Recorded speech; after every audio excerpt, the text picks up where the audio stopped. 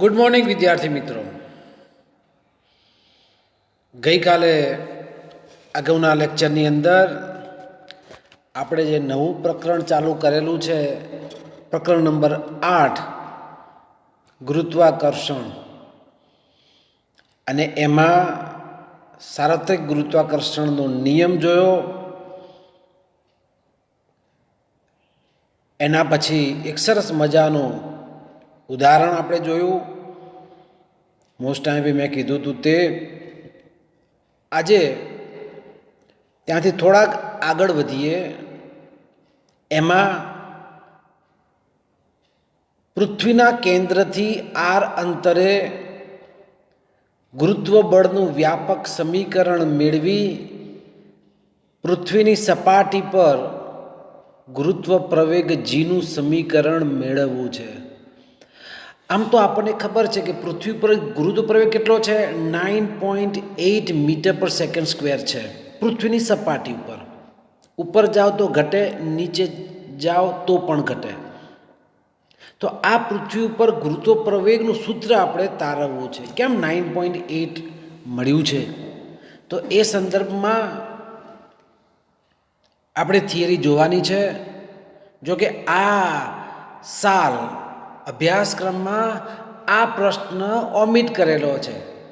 આના પાછળના જે પૃથ્વીની સપાટીથી નીચે અને પૃથ્વીની સપાટીથી ઉપર ગુરુત્વ પ્રવેગના સૂત્રો મેળવો એ તો છે જ પાછું, પણ એ બે સમજવા માટે આ થિયરી જાણવી જરૂરી છે. માટે આપણે એની થોડીક ચર્ચા કરી લઈએ, બરાબર? કેમ કે તમે જોયું હશે કે અમુક પોર્શન આ લોકડાઉનના ગાળાની અંદર અમુક પોર્શન કટ કર્યા છે, એમાં આ થિયરીને કેન્સલ કરેલી છે. એટલે સમજવા માટે છે. નોટ્સમાં નહીં લખો તો પણ ચાલે. સમજીએ જરા. પૃથ્વીના કેન્દ્રથી આર અંતરે ગુરુત્વ બળનું વ્યાપક સમીકરણ મેળવો પૃથ્વીની સપાટી પર ગુરુત્વ પ્રવેગ જીનું સમીકરણ મેળવો. અહીંયા તમે જુઓ કે પૃથ્વીના કેન્દ્રથી આ પૃથ્વી દોરી છે, આર અંતરે બિંદુવત દળ એમ છે. પી બિંદુ આર ત્રિજ્યાના ગોળાની સપાટી પર છે.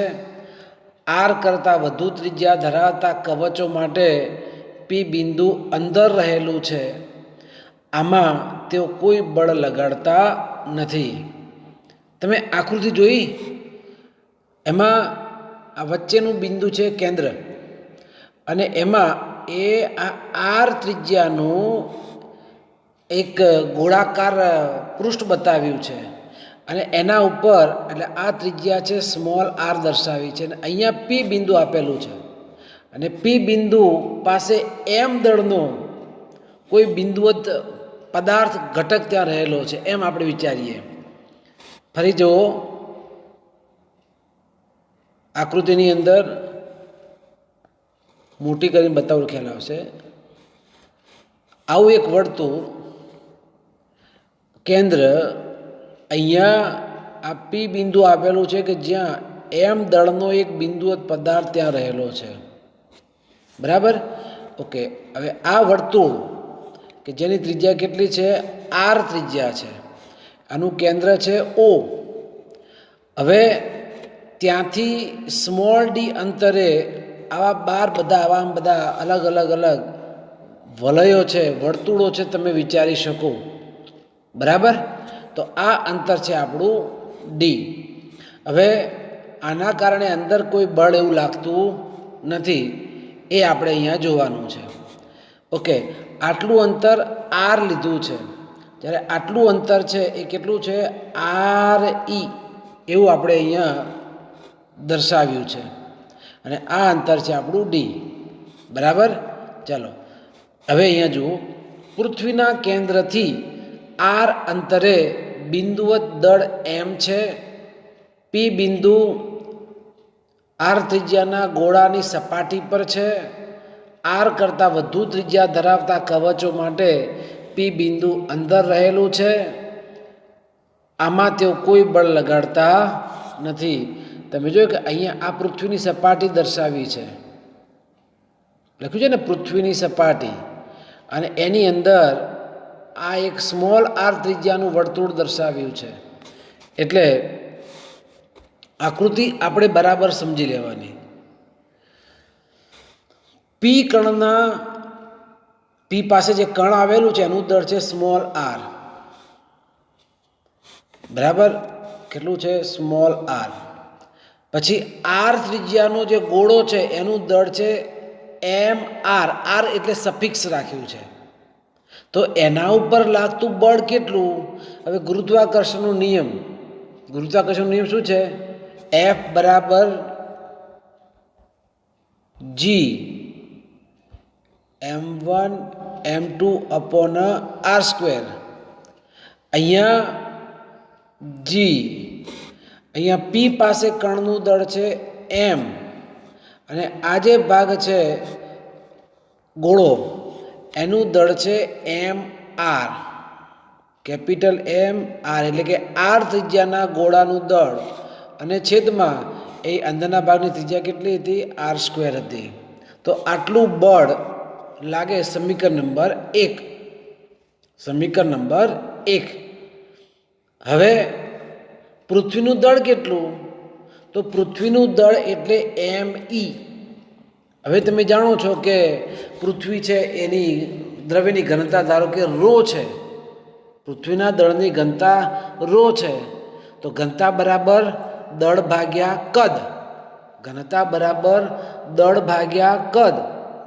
તો દળ બરાબર કદ ગુણ્યા ઘનતા, બરાબર ને? તો એ આધારે પૃથ્વીનું દળ બરાબર 4/3 પાય આર ઘન એ ગોળાનું કદ છે. પૃથ્વીની ત્રિજ્યા જો આર ઈ હોય તો એ આર ઈ ત્રિજ્યાવાળો જે ગોળો છે એ ગોળાનું કદનું સૂત્ર શું થાય છે? 4/3 પાય આર ઘન. પણ પૃથ્વીની ત્રિજ્યા આર ઈ છે, માટે આપણે લખ્યું છે જો 4/3 પાય આર ઈ ક્યુબ અને ઇન્ટુ રો. રો એટલે ઘનતા. તો આ રીતે પૃથ્વીનું દળ કેટલું? તો પૃથ્વીના દળ બરાબર પૃથ્વીનું કદ ગુણ્યા એની ઘનતા. કદ છે 4/3 પાય આર ઈ ઘન ઇન્ટુ રો, એ સમીકરણ નંબર 2. હવે આ એમ ઈની કિંમત છે. એ જ રીતે આર ત્રિજ્યાના ગોળાનું દળ પણ આપણે લખી શકીએ. અંદરનો જે ગોળો હતો ને એ સ્મોલ આર ત્રિજ્યાનો હતો, કે જેના ઉપર પી બિંદુ આવેલું છે. તો એનું કદ કેટલું? તો એનું કદ છે 4/3 પાય આર ઘન, સ્મોલ આર ઘન છે, ઇન્ટુ દ્રવ્યની ઘનતા તો રો. અહીંયા ને અહીંયા બંને કેવી છે? એક સરખી છે. તો હવે તમે જુઓ કે પૃથ્વી છે, આ પૃથ્વી, અને એ પૃથ્વીનું દળ એમ ઈ આ સમીકરણ નંબર 2 ઉપરથી મળે. પછી અંદર આર ત્રિજ્યાવાળો ગોળો છે અંદર, તો અને એનું દળ એમ આર છે એ આ 4/3 પાય આર ઘન રો મળે. બંનેમાં ફેર તમે જુઓ, આ સમીકરણમાં 4/3 પાય આર ઈ ઘન અને અહીંયા 4/3 આર ઘન. રો તો છે જ બંનેમાં, તો બંને કિંમતો મળી ગઈ આપણને. હવે આપણું સમીકરણ 1 જુઓ, તો આ સમીકરણ 1ની અંદર એફ બરાબર G M M R upon R square. તો એમાં જો કિંમત મૂકવામાં આવે તો જી એમ આર સ્ક્વેર, તો આપણે એક બાજુ રાખીએ, એમ આરની કિંમત મૂકો તો એમ આરની કિંમત કેટલી છે? આ રહી ને, આ મૂકી દો અહીંયા. તો એ એમ આરની કિંમત મૂકતા 4/3 પાય આર ઘન રો બરાબર 4/3 પાઈ આર ક્યુબ રો. તો હવે લાગતું બળ એફ બરાબર જી એમ. હવે તમે જુઓ કે નીચે આર સ્ક્વેર છે અને ઉપર આર ક્યુબ છે, તો આ તો કેન્સલ થઈ જશે અને ઉપર એક આર વધશે. તો 4/3 પાઈ રો ઇન્ટુ આર, અને એ છે આપણું સમીકરણ નંબર 3. સાદુરૂપ આપીએ તો એફ બરાબર જી એમ 4/3 પાઈ રો ઇન્ટુ આર. પણ હવે 4/3 પાઈ રો એ તો ME/RE³ આપણું જે પરિણામ જે છે આ પરિણામ એમાં 4/3 અને રોને કરતાં કરો તો આ RE³ ક્યાં આવી જાય? છેદમાં આવી જાય ને. તો આ 4/3 પાઈ રોની જગ્યાએ શું લખવાનું છે? ME/RE³ લખવાનું છે. ME એટલે પૃથ્વીનું દળ, RE એટલે પૃથ્વીની ત્રિજ્યા. તો એ બંને કિંમતો મૂકતા મળતું પરિણામ જે છે એ પરિણામમાં તમે જો કે F બરાબર G સ્મોલ m, ME એટલે પૃથ્વીનું દળ ઇન્ટુ R એટલે અંદરના P સુધીનું અંતર અપોન RE³ એટલે પૃથ્વીની ત્રિજ્યા. હવે આપણો પ્રશ્ન કયો હતો? પૃથ્વીની સપાટી ઉપર ગુરુત્વ પ્રવેગ લેવો હતો. તો પૃથ્વીની સપાટી માટે જે R છે સ્મોલ r એની જગ્યાએ આપણે શું લેવાનું છે? RE જો લઈએ, R બરાબર RE લઈએ તો લાગતું બળ F બરાબર G small m ME/RE³ into RE. તો જો આ RE કેન્સલ અને RE³ જગ્યાએ શું થશે? RE નો સ્ક્વેર થશે. તો F બરાબર G ME/RE² મળે. હવે ન્યૂટનનો ગતિનો બીજો નિયમ, લાગતું બળ F બરાબર ma ના બદલે અહીંયા એના જગ્યાએ ગુરુત્વ પ્રવેગ છે એટલે આપણે G લખીશું. એની જગ્યાએ શું લખીશું? mg લખો. તો આ સમીકરણ જે છે શું થશે? mg બરાબર GMME/RE². બંને બાજુ m કેન્સલ. તો શું વધ્યું? ગુરુત્વ પ્રવેગ G વધ્યો. તો પૃથ્વીની સપાટી પર ગુરુત્વ પ્રવેગ Gનું સૂત્ર શું મળ્યું? Capital G capital ME/RE². એટલે કે પૃથ્વીની સપાટી પર ગુરુત્વ પ્રવેગ G બરાબર કેપિટલ G સ્થાનાંતરિત ગુરુત્વાકર્ષણનો અચળાંક, ME પૃથ્વીનું દળ છેદમાં RE² એટલે પૃથ્વીની ત્રિજ્યાનો વર્ગ. આ બધી જાણીતી કિંમતો છે. જો મૂકવામાં આવે તો લગભગ 9.8 મીટર પર સેકન્ડ સ્ક્વેર જેટલો જવાબ આપણો આવે છે. માટે લઈએ છીએ 9.8, કેમ કે G પણ અચળાંક, ME અચળાંક, RE² અચળાંક. ક્લિયર? તો પૃથ્વીની સપાટી પર ગુરુત્વ પ્રવેગનું સૂત્ર કેટલું? તો પૃથ્વીની સપાટી પર ગુરુત્વ પ્રવેગ G બરાબર સ્મોલ g બરાબર capital G ME/RE². Small g એટલે ગુરુત્વ પ્રવેગ, કેપિટલ G એટલે ગુરુત્વાકર્ષણનો અચળાંક. આ તફાવત છે સ્મોલ g અને કેપિટલ G ના અંદર. બરાબર? ચલો, આ પ્રશ્ન આપણે સમજ્યા અને આનો સૂત્રનો ઉપયોગ ક્યાંક વખત આપણે કરીશું. હવે આ તો પૃથ્વીની સપાટી ઉપર ગુરુત્વ પ્રવેગનું સૂત્ર હતું. હવે નવો જે પ્રશ્ન છે એમાં પૃથ્વીની સપાટીથી h ઊંચાઈએ, આપણી પૃથ્વી તો છે જ, તો એ ત્યાંથી h ઊંચાઈએ ગુરુત્વ પ્રવેગ કેટલો છે? તો એ ગુરુત્વ પ્રવેગનું સૂત્ર આપણે તારવવું છે. તમે જાણો છો કે જેમ જેમ જેમ ઉપર જતા જાઓ એમ ગુરુત્વ પ્રવેગનું મૂલ્ય ક્રમશઃ ઘટે અને એક સમય એવો આવે કે ગુરુત્વાકર્ષણનું મૂલ્ય શું થઈ જાય છે? 0 થઈ જાય છે. તો એની બહારની ભાગમાં આપણે પેલું રોકેટ એ બધું મૂકીએ છીએ ને, તો એ ગુરુત્વાકર્ષણ બહાર, પછી એ પદાર્થ પૃથ્વી તરફ આકર્ષણ બળ અનુભવવાનો નથી.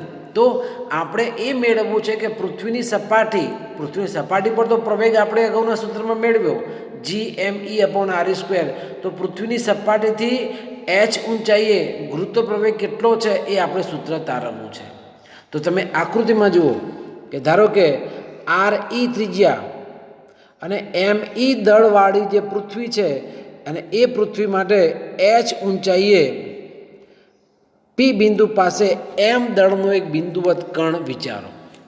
પૃથ્વીની સપાટીથી તમે જો કે h ઊંચાઈએ M દળનો પદાર્થ રહેલો છે. તો આ પૃથ્વીની સપાટીથી ઊંચાઈ, તો કેન્દ્રથી આખું ટોટલ ડિસ્ટન્સ કેટલું થયું? તો RE પ્લસ h થાય ને, કારણ કે RE એટલે પૃથ્વીની ત્રિજ્યા અને એના પૃથ્વીની સપાટીથી h ઊંચાઈએ પદાર્થ, તો આ RE અને આટલું માપ છે h, તો ટોટલ ડિસ્ટન્સ કેટલું થયું? RE પ્લસ h જેટલું થયું. તો હવે ગુરુત્વાકર્ષણનો નિયમ. તો પૃથ્વી અને આ RE પ્લસ H અંતર રહેલા પદાર્થ વચ્ચે લાગતું બળ કેટલું? તો H શેના માટે લખ્યો છે? H ઊંચાઈએ રહેલા પદાર્થ માટે. એકલું F લખો તો પણ ચાલે. F બરાબર G M અપોન અંતર એટલે RE પ્લસ Hનો સ્ક્વેર. સારાથી ગુરુત્વાકર્ષણનો જે નિયમ છે ને, F બરાબર G M1 M2 upon R square પરથી એક M1 એટલે પૃથ્વી પોતે, બીજું M એટલે આ જે પદાર્થ જે છે એનું દળ M છે એ, અને બંને વચ્ચેનું ડિસ્ટન્સ RE પ્લસ Hનો સ્ક્વેર. હવે આમાં સાદુરૂપ આપતા M છે M છેદમાં લાવી દો તો F અપોન H બરાબર GME અપોન RE પ્લસ Hનો સ્ક્વેર. પણ હવે તમે જુઓ આમાં F બરાબર mg, તો m નીચે લાવો તો શું વધે? g વધે કે ના વધે? તો અહીંયા સીધું શું લખવાનું? gh બરાબર gme અપોન RE પ્લસ Hનો સ્ક્વેર. તો પૃથ્વીની સપાટીથી H ઊંચાઈએ ગુરુત્વ પ્રવેગ કેટલો મળે?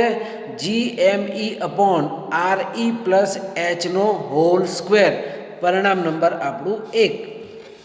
હવે આપણે જાણીએ છીએ અગાઉની થિયરીમાં આપણે મેળવ્યું કે પૃથ્વીની સપાટી પર ગુરુત્વ પ્રવેગ કેટલો છે? તો GME અપોન RE સ્ક્વેર. આ પરિણામ નંબર 2.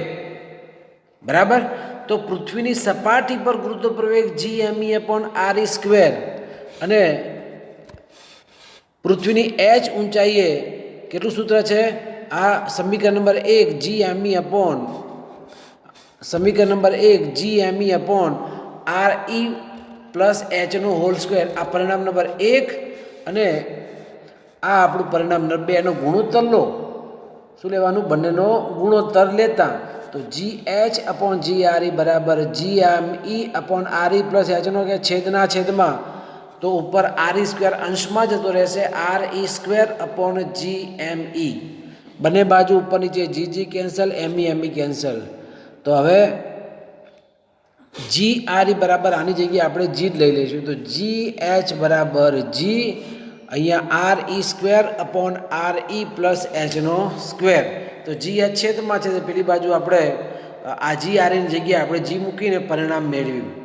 તો હવે તમે જોઈ શકો છો કે GH બરાબર G into RE square upon RE plus Hનો સ્ક્વેર સૂત્ર આપણે મેળવ્યું. હવે દરેક પદને RE સ્ક્વેર વડે ભાગી દઈએ તો શું મળશે? RE square upon RE square upon RE plus Hનો સ્ક્વેર અપોન RE સ્ક્વેર. તો તમે RE સ્ક્વેર કેન્સલ. તો GH બરાબર G ઉપર 1, અહીંયા પણ સાદુરૂપ આપ્યો, RE કોમન લઈ લો તો 1 પ્લસ H અપોન REનો હોલ સ્ક્વેર. તો GH બરાબર G 1 પ્લસ H, અહીંયા છેદમાં છે, ઉપર લઈ જાય કેવી ઘાત થઈ? -2 ઘાત થઈ. જોયું તમે? અહીંયા આ ઘાત કેટલી છે? એટલે હું લખું અહીંયા GH બરાબર G 1 પ્લસ H અપોન REનો -2 ઘાત. તો અહીંયા ઘાત કેવી થઈ? -2 ઘાત થઈ. તો હવે દ્વિપદી પ્રમેયનો સીધો ઉપયોગ કરી અને આપણે સૂત્ર શું લખવાનું? આની જગ્યાએ સીધું સૂત્ર લખી દેવાનું. આપણે મેથેમેટિકલ સ્ટેપમાં જવાનું છે જ નહીં. GH બરાબર G 1 minus 2H upon RE. જે -2 ઘાત હતી એ કેન્સલ થઈ જાય. વચ્ચે પ્લસની જગ્યાએ શું નિશાન આવી ગઈ? માઇનસ. તો G બ્રેકેટમાં 1 minus 2H upon RE. દ્વિપદી પ્રમેય આધારથી અંતિમ પદો આપણે અવગણીએ ત્યારે આ પરિણામ પ્રાપ્ત થાય. તો પૃથ્વીની સપાટીથી H ઊંચાઈએ ગુરુત્વ પ્રવેગ કેટલો? તો G બ્રેકેટમાં 1 minus 2H upon RE મળે. ફરી એકવાર GH બરાબર G બ્રેકેટમાં 1 minus 2H upon RE. આ મોસ્ટ IMP થિયરી તમારે સમજીને લખી દેવાની. ફરી એક જરા સમજાવી દઉં કે આવી કોઈ RE ત્રિજ્યાની ME દળની પૃથ્વી અને સપાટીથી H ઊંચાઈએ P પી બિંદુ પાસે એમ દળનો પદાર્થ રહેલો છે તો ટોટલ ડિસ્ટન્સ જે છે એ આર ઈ પ્લસ એચ થશે. તો લાગતું બળ એફ બરાબર જી M1 M2/r² આધારે G MEM upon RE plus એચનો સ્ક્વેર એમ છેદમાં લઈ દો અને પણ F/m બરાબર તો ગુરુત્વ પ્રવેગ જી લખવાનો તો GME અપોન RE પ્લસ એચનો સ્ક્વેર પરિણામ 1. એના પછી પૃથ્વીની સપાટી પર ગુરુત્વ પ્રવેગની નું સૂત્ર આપણે અગાઉ તારવ્યું હતું તે GRE બરાબર GME અપોન REનો સ્ક્વેર પરિણામ નંબર 2. સમીકરણ 1 અને સમીકરણ 2નો ગુણોત્તર જો લેવામાં આવે અને સાદરૂપ આપીએ બરાબર તો આવું પરિણામ મળે. એના પછી આ GRE છે એની જગ્યાએ જી લેતા અને એ ઉપર ભાગાકારમાં છે ઉપર ગુણાકારમાં જતું રહેશે તો GH બરાબર જી RE અપોન RE². દરેક પદને RE² વડે ભાગતા આપણને આ છેદમાં +2 છે ઉપર લઈ જાય તો શું આવશે -2 ઘાત. પણ દ્વિપદી પ્રમેયને આધારે GH બરાબર જી 1 - 2H અપોન RE પરિણામ મળે. તો હવે આંખો બંધ કરીને તમને ખ્યાલ આવે કે પૃથ્વીની સપાટીથી H ઊંચાઈ ગુરુત્વ પ્રવેગ કેટલો તો જી બ્રેકેટમાં 1 - 2H અપોન RE. ફરી એકવાર જી બ્રેકેટમાં 1 - 2H અપોન RE બરાબર. આટલો H ઊંચાઈ ગુરુત્વ પ્રવેગ તો પૃથ્વી કરતાં તો કેવો થયો ઓછો જ થયો. હવે બીજું પૃથ્વીની સપાટીથી ઊંડીએ ડી ઊંડાઈએ ગુરુત્વ પ્રવેગ કેટલો છે આપણે એ શોધવું છે. પૃથ્વીની સપાટીથી ડી ઊંડાઈએ ગુરુત્વ પ્રવેગ કેટલો છે એ આપણે શોધવો છે. તો તમે જો અહીંયા પ્રશ્નો નવા પ્રશ્નમાં પૃથ્વીની સપાટીથી ડી ઊંડાઈએ ગુરુત્વ પ્રવેગ શોધવાનું સૂત્ર તારવો. તો આમાં આપણે શું કરીશું ખબર છે? જો એક દોરું આકૃતિ. પૃથ્વી આટલું ડિસ્ટન્સ છે ડી, આ કેન્દ્ર આટલું તો પૃથ્વીની ત્રિજ્યા કહેવાય કે ના કહેવાય? હા ઓકે. હવે અહીંયા આ જે ડિસ્ટન્સ જે થવાનું આટલું તો કેટલું થયું આખું RE આટલું ડી તો આની ત્રિજ્યા કેટલી આવે RE - ડી થાય. કેટલી થાય?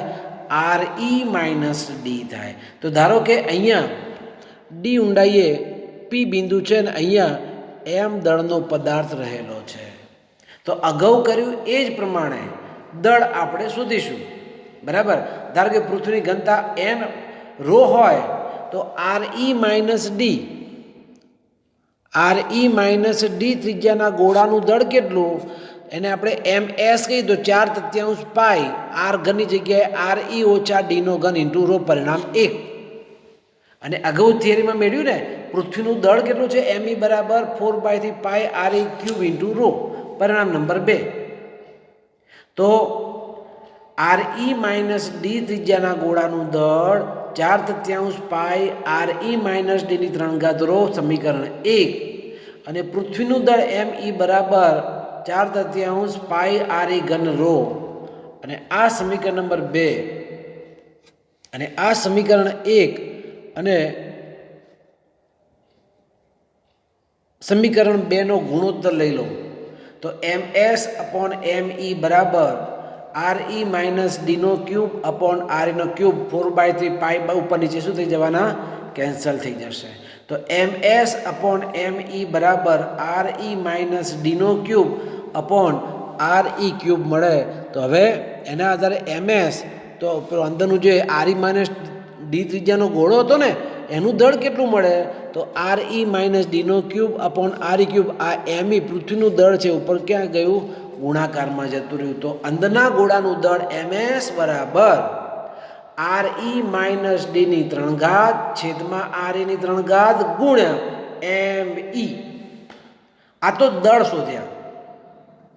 હવે પૃથ્વીની સપાટીથી ડી ઊંડાઈએ પી બિંદુ પાસે મેં હમણાં દોર્યું હતું ને આ પૃથ્વીની સપાટીથી ડી ઊંડાઈએ અહીંયા પી બિંદુ પાસે અહીંયા આ પી બિંદુ પાસે ધારો કે એમ દળનો કોઈ પદાર્થ રહેલો છે તો લાગતું બળ આપણું જે સૂત્ર છે F બરાબર G M1 M2/r². એના આધારે એફ બરાબર જી એમ એસ, તો અંદરનું દળ એમ એટલે આ કણનું દળ અને છેદમાં આ બંને વચ્ચેનું અંતર એટલે આ સપાટી થઈ ને, એટલે કેટલું અંતર છે આર ઈ માઇનસ ડીનો સ્ક્વેર. આટલું કર્યા પછી જે આ જે એમએસ છે, આ એમએસની કિંમત ઉપલા સૂત્રની મદદથી એ મૂકી દો અને પછી સાદરૂપ આપો તો જી અપોન આ સમીકરણમાં G upon R E minus ડીનો square into R E minus ડીની 3 ઘાત છેદમાં આર એની 3 ઘાત એમ ઈ ઇન્ટુ એમ. તો એફ ડી બરાબર આ તો ઉડી ગયું, એક પદ વધશે તો F G M E M R E minus D upon R એની 3 ઘાત. પણ એફ બરાબર શું છે એમ જી ને, એફ બરાબર એમ જી ગુરુત્વ પ્રયોગના સંદર્ભમાં, તો એફની જગ્યાએ એમ જી ડી ઊંડાઈ એટલે આપણે ડી સફિક્સ છે, આ બધા જે ડી જે છે એ ડી સફિક્સ એટલે એના સંદર્ભમાં આપણે લખીએ છીએ માટે.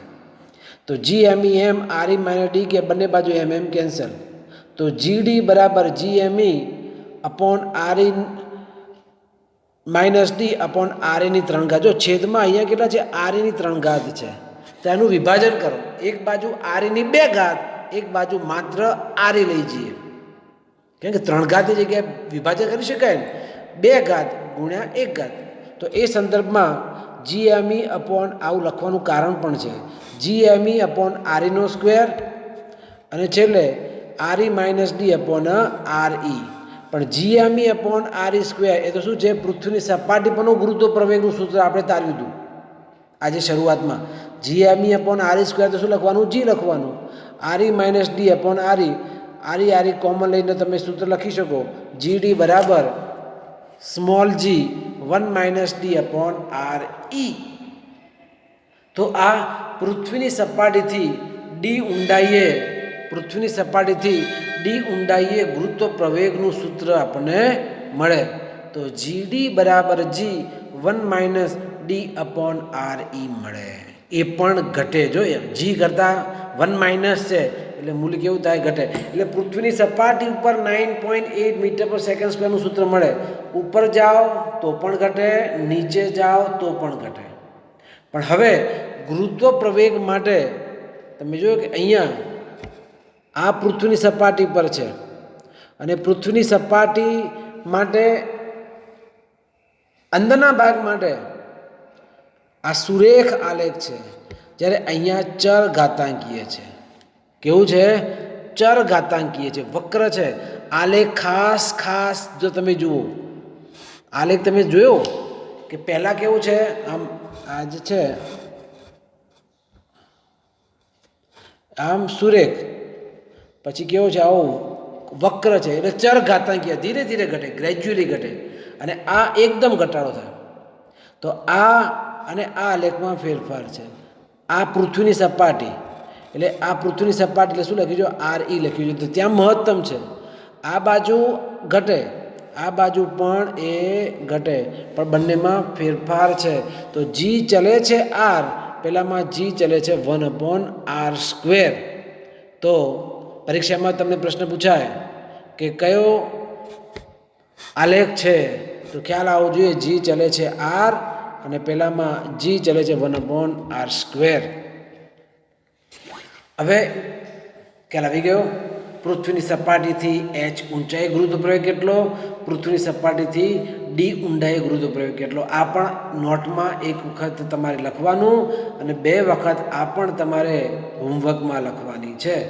તો પૃથ્વીની સપાટીથી એચ ઊંચાઈ ગુરુત્વ પ્રવેગનું સૂત્ર તારવું 2 વખત હોમવર્કમાં, અને પૃથ્વીની સપાટીથી ડી ઊંડાઈએ ગુરુત્વ પ્રવેગ કેટલો એ પણ હોમવર્કમાં 2 વખત તમારે લખવાનું છે.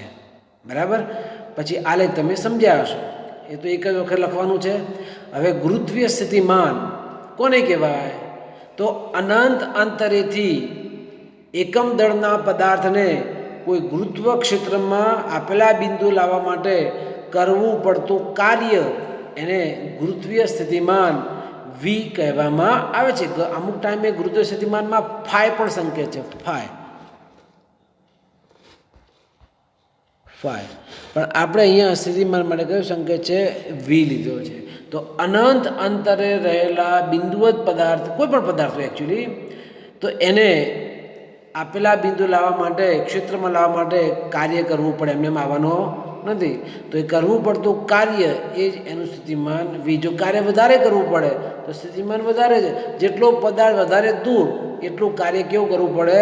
વધારે કરવું પડે. તો ગુરુત્વીય સ્થિતિમાન માટે સૂત્ર છે કાર્ય ભાગ્યા એનું દળ એમ, અને એકમ છે કાર્યનો એકમ જૂલ, અને દળનો એકમ કેજી.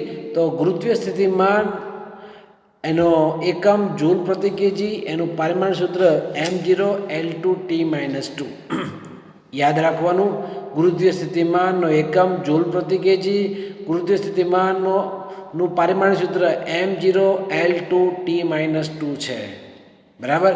તો આજે સરસ મજાની બે થિયરી આપણે મોસ્ટ આઈએમપીના સંદર્ભમાં જોઈ. એક અહીંયા પૃથ્વીની સપાટીથી h ઊંચાઈએ ગુરુત્વ પ્રવેગ શોધો એ, અને બીજી પૃથ્વીની સપાટીથી ડી ઊંડાઈ ગુરુત્વ પ્રવેગ શોધવાનું સૂત્ર છે તે. આ બે થિયરીઓ તમારે ખાસ તૈયાર કરવાની. બરાબર. અને એના પછી આ ટૂંકા પ્રશ્ન માટે કે પૃથ્વીનો માટે ગુરુત્વ પ્રવેગ અને અંતરના સંદર્ભમાં આલેખ દોરો. તો આવો આલેખ આપણે દોરવો પડે, આવો જ આલેખ દોરવાનો. પછી ગુરુત્વીય સ્થિતિમાનની વ્યાખ્યા અનંત અંતરે આપેલા બિંદુએ કરવું પડતું કાર્ય એકમ દળના પદાર્થને એ ગુરુત્વીય સ્થિતિમાન કહેવાય. એનું સૂત્ર છે કાર્ય ભાગ્યા દળ, એકમ છે જૂલ પ્રતિ કેજી, પારિમાણિક સૂત્ર છે m0L2T-2. બરાબર. આટલા સુધી રાખીએ. હવે પછીની માહિતી છે નેક્સ્ટ લેક્ચરમાં આપણે આપીશું. ખૂબ આભાર વિદ્યાર્થીઓ. નોટ્સ તમે બનાવતા જજો, લખતા જજો, તૈયાર કરતા જજો. આભાર.